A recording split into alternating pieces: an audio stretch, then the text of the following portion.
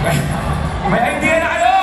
Please give a warm welcome sa ating paboritong kontrabida na si Moira Tanyag, ang lagisang Pinky Amador.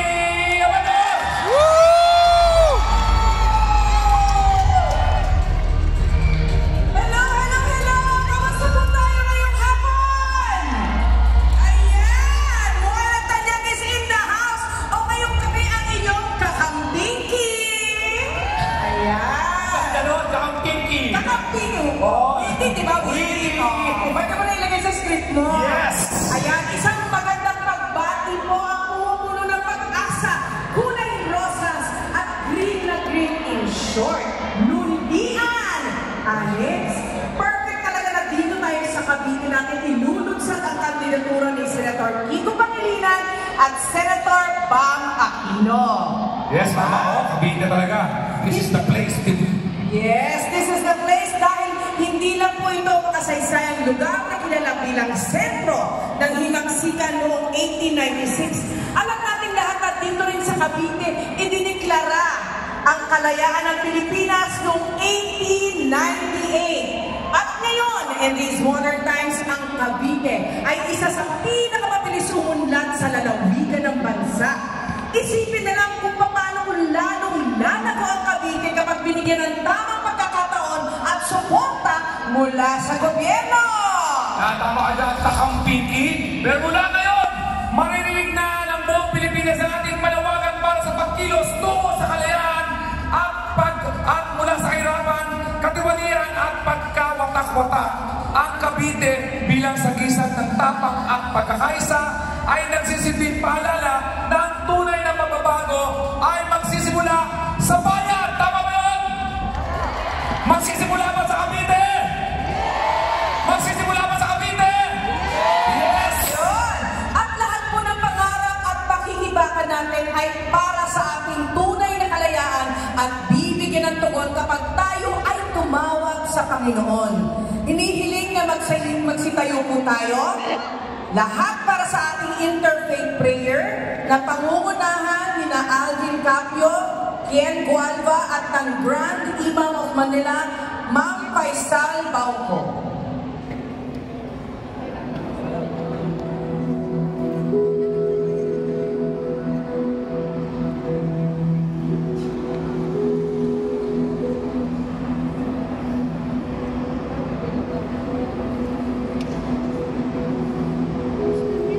Alalahanin natin na tayo ay nasa presensya ng Diyos. Diyos Ama ng kasaysayan, Diyos ng katotohanan, kapayapaan, pag-asa at kasaganaan. Nagpupuri at nagpapasalamat kami sa iyo dahil tinipon mo kaming naniniwala sa kapangyarihan ng sama-samang pananalangin.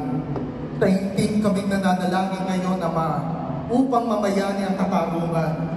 Salamat po at tumawag ka ng dalawang kandidato sa Senado magbibigay ng liwanag sa dilim at pag-asa sa ating bayang naghihirap. Kami po ay lumalapit sa iyo, Ama, na may pusong mapagkumbaba.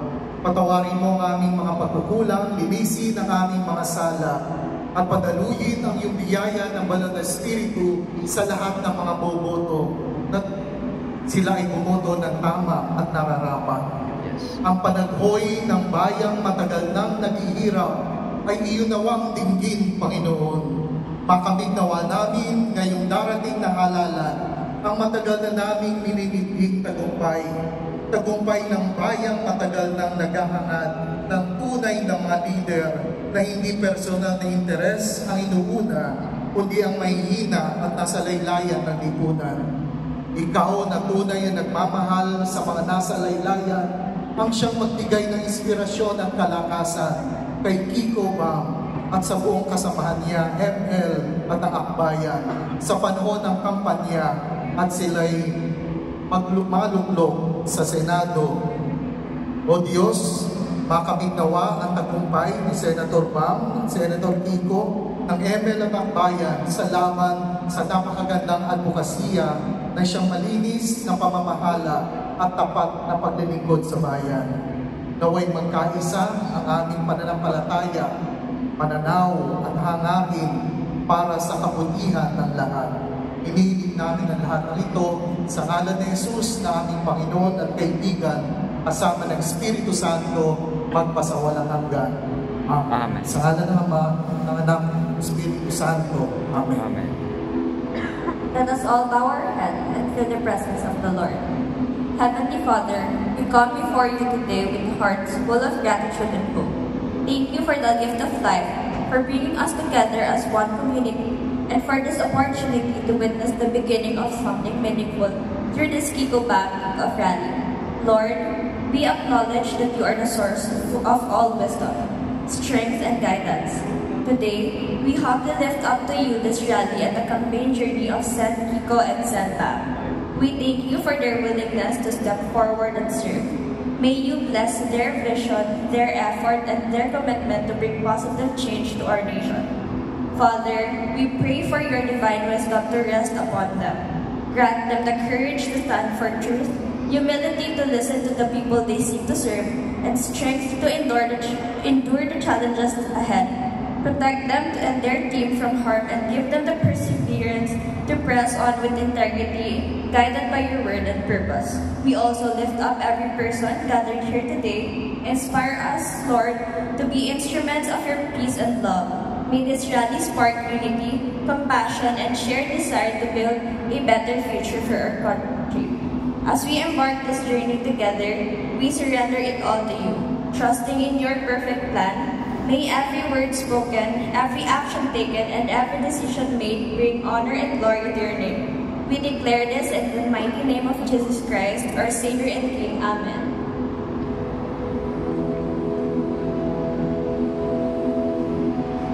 In the name of Allah, the most gracious, the most merciful. Bismillahirrahmanirrahim. Alhamdulillah Rabbil Alameen. Alhamdulillah Rabbil Alameen. Praise to be Allah, the Sercer and the Sustainer of the world. Ar-Rahman Ar-Rahim. Ar-Rahman Ar-Rahim. Master of the Day of Judgment. Iyaka na'budu wa iyaka nasta'in. Here do we worship and thank Thee we say, Ahdina as-sirata al-mustaqim, show us the straight way, sirata alladhina an'amta alayhim, ghayril maghdubi alayhim waladdallin. Amin. Be we of those on whom Thou hast bestowed the grace, those whose portion is not wrath and who go not astray. Diyos na makapangyarihan, iisa lamang ang aming hinihiling sa iyo. Itong aming kandidato na iluluklok namin, tinutulungan namin na manalo si Kiko Pangilinan at si Bam Aquino Sanay. Manalo po sila at ang kanilang kaalyadong party list, Akbayan Party List at ang party list ni Dilima. So, tanggapin mo po ang aming hinihiling na iisa lamang ang aming hinihiling. Uulitin ko, O Diyos na makapangyarihan, iisa lamang ang inihiling namin sa iyo. Ang aming tinutulungan na may luklok sa Senado, si Bam Aquino at si Kiko Pangilinan at ang kanyang kaalyadong mga party